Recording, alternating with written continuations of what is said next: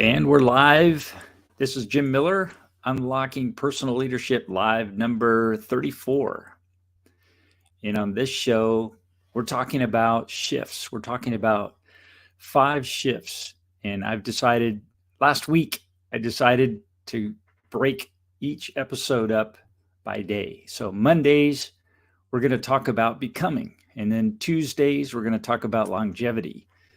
Wednesdays, audience building. Thursdays, generational wealth. And Fridays, my favorite, community service. So today is, of course, Monday, the day after St. Patty's Day. I hope you had an awesome time in St. Patty's Day. I hope you celebrated responsibly and got to work on time this morning. And if you didn't, maybe this episode will help you. I think maybe it will. So congratulations for being here. And I hope you enjoy what we're going to talk about today. And I'd like to invite you to participate. I'm on Facebook and YouTube. I'm monitoring the Facebook. If you're in my organization sphere of influence and whatever algorithms decide to put me on your page, maybe you can participate. I guess eventually I should be doing more proactively to get people have this show easy to access. But right now I'm kind of happy just being who I am. So anyway, I wanted to talk about today the topic of becoming, and it's been hitting me a lot recently from friends and relatives about this idea of self-love. What is exactly this thing called self-love? And I've heard the term throughout my life, and it's always been kind of like, self-love, it's okay, whatever that means. And I didn't really pay much attention to it until more recently. And I've found that, wow, it's impactful. So I'd like to invite you today to join me. I'm going to be going through, I've looked through several places, Psychology Today and Guru and all these different places online to see what their take is on self-love. And the one that I think for me hits the spot the best is actually one by Tony Robbins, someone I highly respect and that has helped me through my career through his teachings and programs. I got to meet him personally when I was in my 20s. Dynamic, incredible individual. So I'd like to go through his take on what self-love is and talk about that. But before we get into that, from my perspective, personally, my parents' love in my family growing up was a thing. It was there. You could feel it. There was definitely love in the house. But in terms of saying it, my mom said it maybe once in a while, but it wasn't a normal thing. And my dad, I think I remember him saying, "I love you" to me maybe twice in my life. So, yeah, and to me, I don't know why it's such a powerful thing to say, "I love you." It means a lot. And maybe there's some holdback or reticence to say that because you don't want to feel obligated, or you don't want to put something on someone that they don't want. So you're trying not to be selfish by saying, "I love you." Maybe, or maybe it's you don't feel it, or maybe it's that you don't believe that you love yourself. And so how could, if you don't love yourself, love someone else, especially someone who's not your significant other, who you pretty much have to say, "I love you" to, as our culture, or something's really wrong. So, but as I'm getting older, I'm finding that this way of self-love is making it easier for me to say, "I love you" to people that are not my significant other, and say, "I love you." My daughter, Chelsea, she would say, "I love you" when she was little. And I had a hard time responding to her sometimes. I don't know why, but I so honor her for saying it and being steadfast in making that a habit in her life.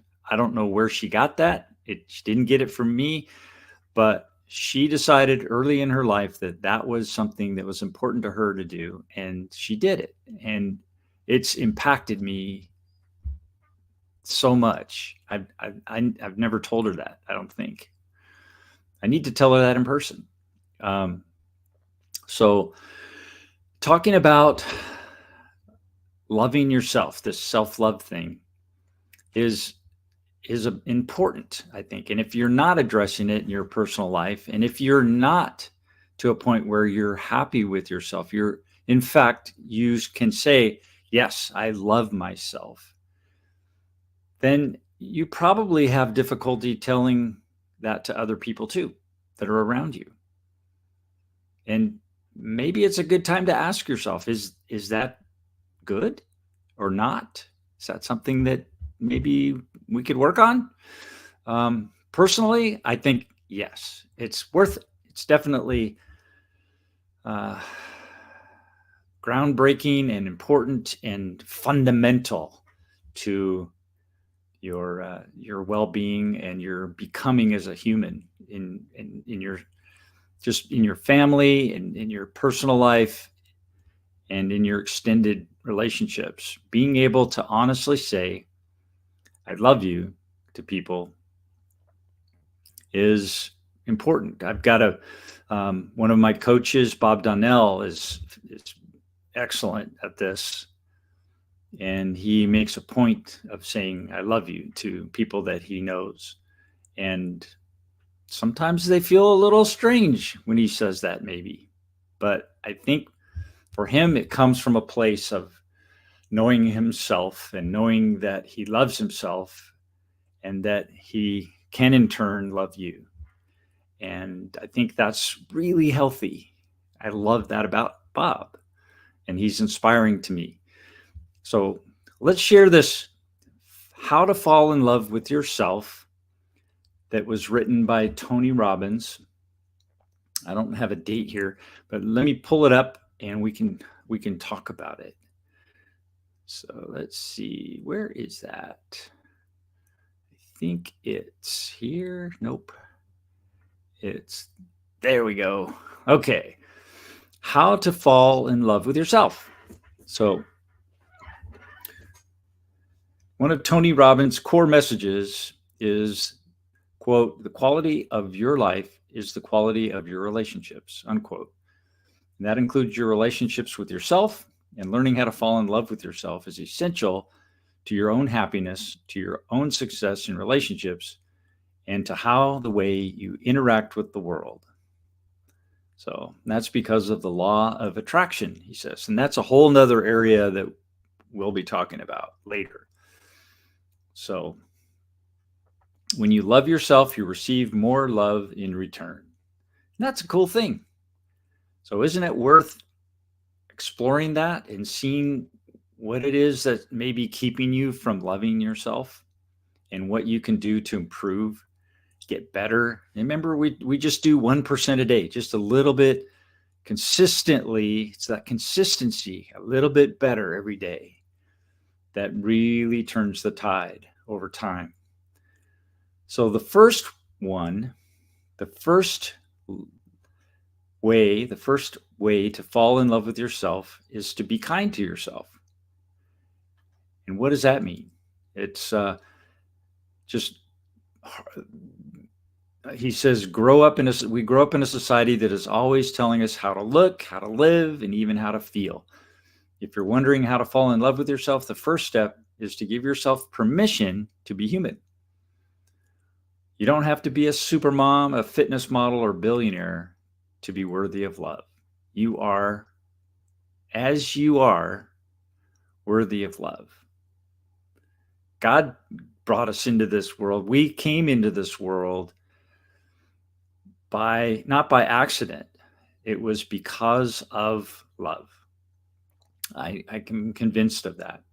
So Our whole purpose of being here is to experience joy and love. And until we learn that, we really haven't lived a life. So take care of yourself and be kind to yourself. And Tony Robbins says every single day to feed your mind. And there's a lot of ways to feed your mind. So many ways. So many ways. So the second way is to change your self-talk. What is this self-talk thing? He says the beliefs have the power to create, the power to destroy. So Tony says the way you talk to yourself affects your mood and your behavior, and negative inner thoughts become a self-fulfilling prophecy.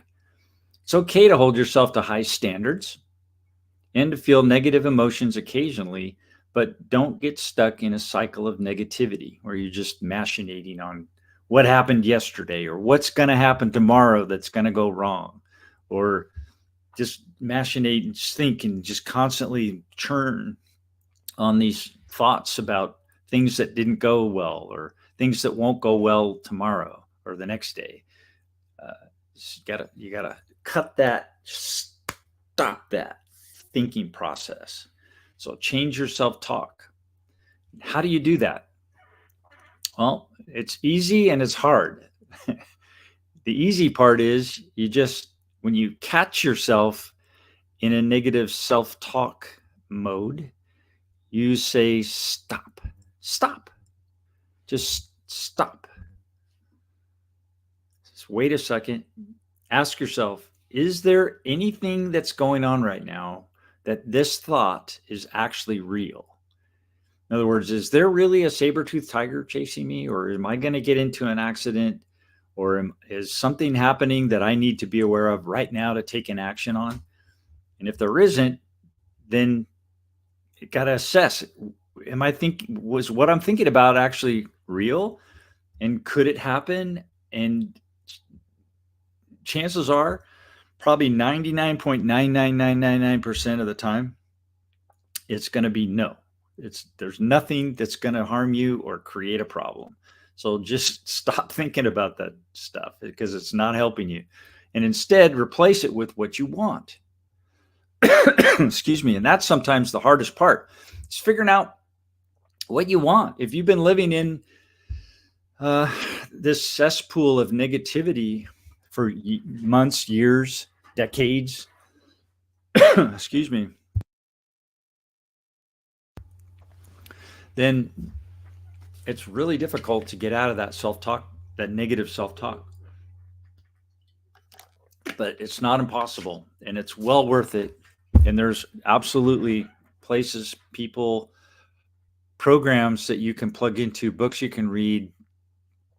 David Baer has a great one called Mind Hack that's fantastic. It's a great place to start. David Baer, Mind Hack, and just look up Mind Hack and you'll see it.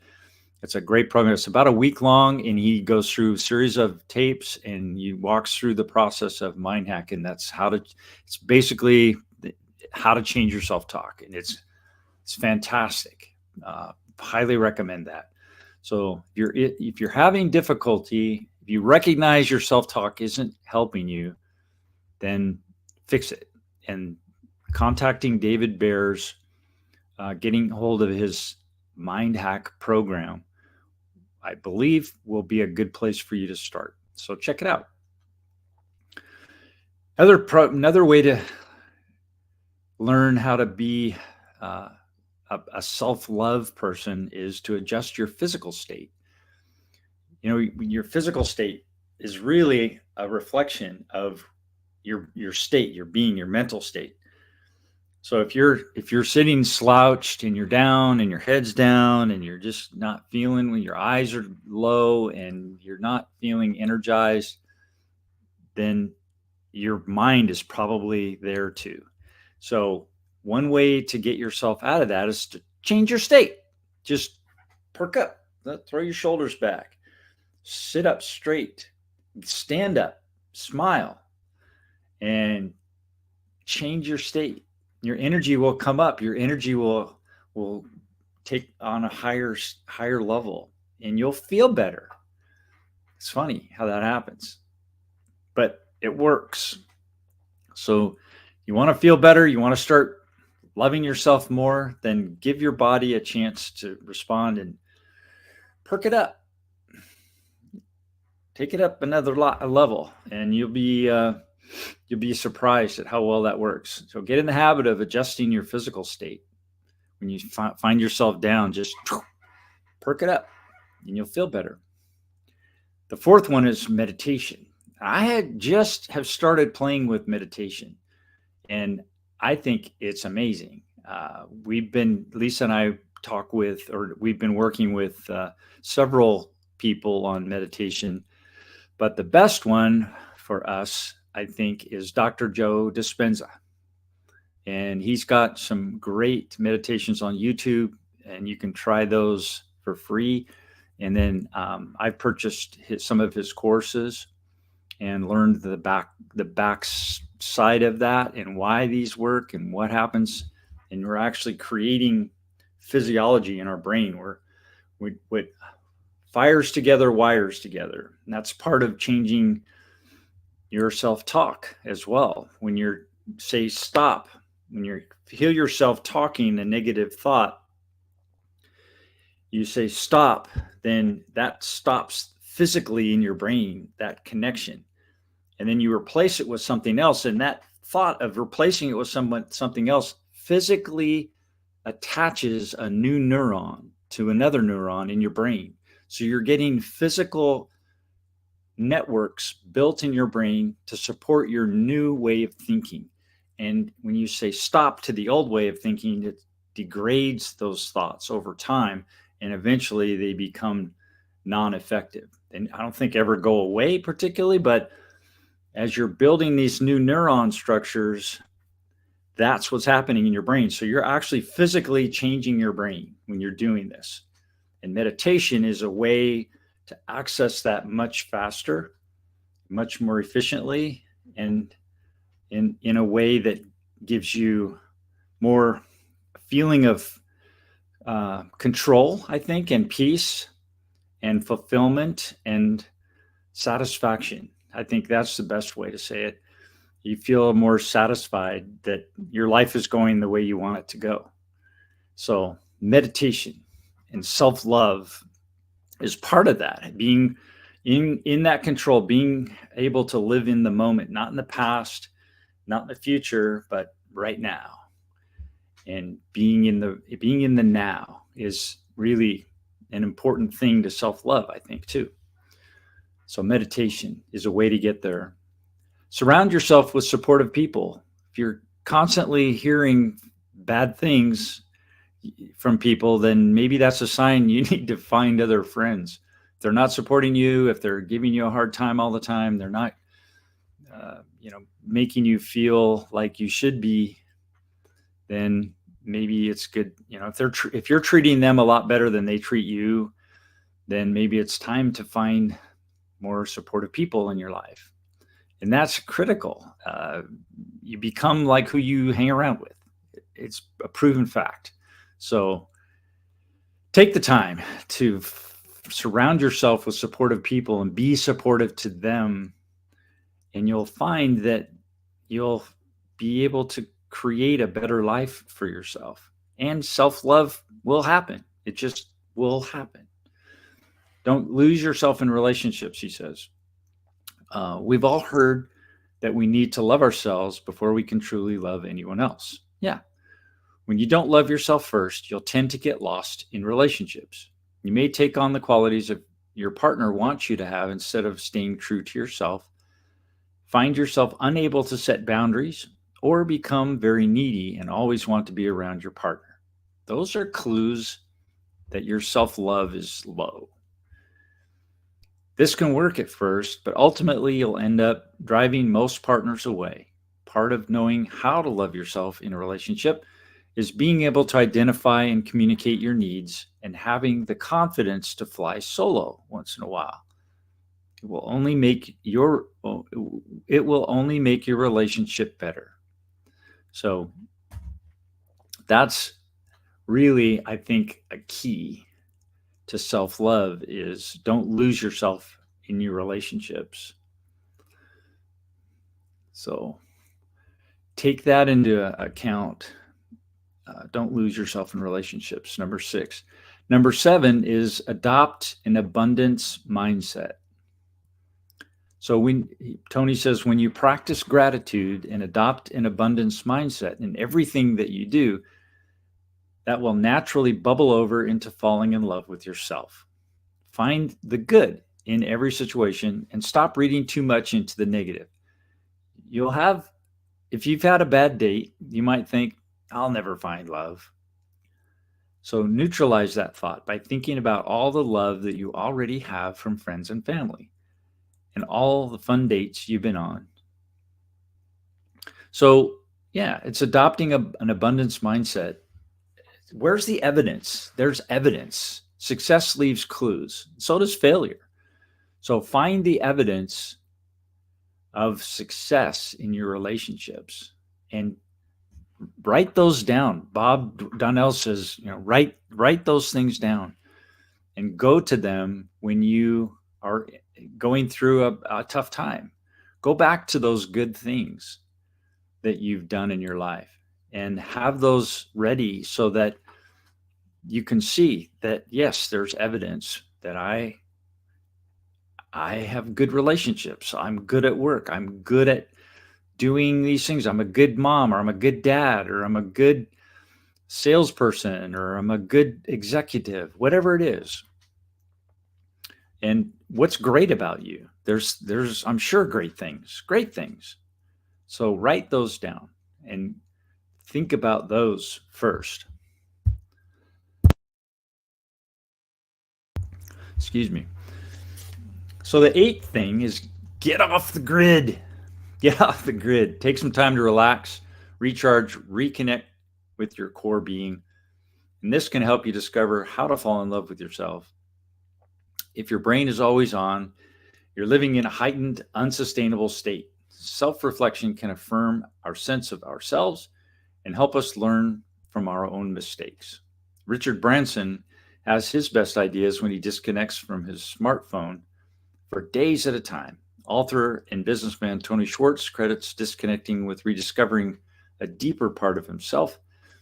And the research on relaxation is clear. Giving your brain a break actually results in increased creativity and productivity that have a sharper memory. So yeah, disconnect, get off the grid. It's okay. You don't have to work all the time. It's okay. It's okay. Get off the grid. Think about success. Think about what you want to do. Envision your next goal, your next intent, whatever it is you want to do that's fun and that you'll enjoy. Who you want to be with. Just practice that getting off the grid on a regular basis. And then 9 is practice self-care. There's 15 of these, so we're almost done. So practice self-care. Self-care is self-love. Self-care and self-love are not the same, but they do go hand in hand. When you love yourself, you treat yourself kindly, both emotionally and physically. So take care of yourself, and you'll find that your relationships will improve too. The number 10 is have fun. Have fun. It's okay to have fun. You don't have to spend a bunch of money to have fun. You can just, it's a mindset. I'm just like, I'm going to have fun with this and just do something that you enjoy doing. It's as simple as that. So he says, stress and negativity are enemies of self-love. So get out of the stress and negativity modes if you want to feel self-love, and because they cause you to feel burnout and alone, and they won't leave any room in your life for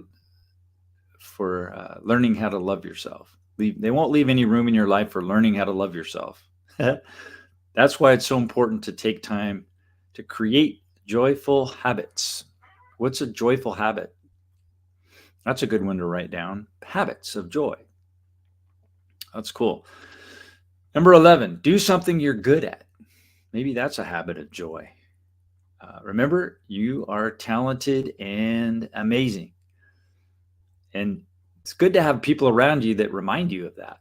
That's a good thing. If you don't have somebody around you that reminds you every day that they love you and that they appreciate you and that you're an amazing person in their life, then it's time to start doing that for each other because it's amazing. It's wonderful. So, just a thought. Do something you're good at. Push yourself just a bit. Push yourself. Number 12. We only do things we're good at, and we'll never grow. So it's crucial to get out of your comfort zone once in a while and push your boundaries out. Just push a little bit. Take public speaking course. Join a singles groups. You'll see that you're stronger, more resilient, and more capable than you thought possible. And you'll build new skills that will bring positivity to other areas of your life, like your career and relationships.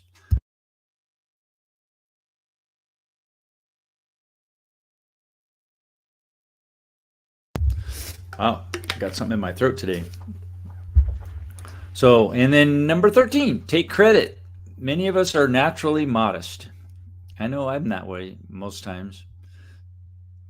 We're often team oriented and underplay our own accomplishments in the name of keeping harmony. But taking credit can be good for your self esteem, and that can help you fall in love with yourself. So take some time and take some credit. Number 14, find your purpose. Sometimes that's a tough one. Sometimes you don't know what your purpose is, but I strongly advocate that you figure that out. And if you can't figure it out on your own, find somebody who can help you figure it out, because that will bring so much joy and direction and peace in your life. So, finding your purpose is the ultimate way to learn how to fall in love with yourself. Purpose gives us a reason to get up in the morning and makes us a part of something larger than ourselves. It fulfills several of our 6 human needs, including significance, growth, and contribution. But purpose rarely reaches out and knocks on our door. To find purpose, you need to be honest with yourself. What are you most excited about in life? What brings you joy? Once you uncover meaning in your life, you'll start to see the bigger picture and stop criticizing the smaller things. Right. Stop criticizing the smaller things. So important. They don't matter. And then the last one, 15, is give back. The secret to living is giving. Yeah, I love that. Giving back is the ultimate purpose in life and is also the secret to falling in love with yourself. When you have a sense of purpose, you'll live confidently and stop looking for external affirmation, those relationships. You know that you have intrinsic worth because you have gifts to give, and you can give them to the world. And when you truly believe that you are here for a reason, you loving yourself comes naturally. Find your purpose and light a fire of self-love within you, and others will be attracted to the flames. Yeah. Thank you, Tony Robbins. And he has a program called Unleash the Power Within. And I believe that, I don't know if that program's still on, but you can go to this website up here and check that out. I don't know if you can see that. But it's TonyRobbins.com, Ultimate Relationships Guide, How to Fall in Love with Yourself. So go to TonyRobbins.com. You can find it. And that is the story. So self-love. I think self-love is one of those amazing things that for me, it took me years to figure out. And I'm still working on it. Not perfect, but so much confidence and joy and peace and the realization of purpose comes from that. So my thought for today in becoming is learn how to love yourself. And if you are having difficulty with that, if you've realized that maybe you're short there and you could do better, that's fantastic. Then take some time to figure it out, learn about it, find some help, surround yourself with people who can help you. And then you'll grow into that and you'll become better. So that's it for the day. Pleasure being with you, and we'll see you again tomorrow where we're going to talk about longevity. So we'll see you then. Bye.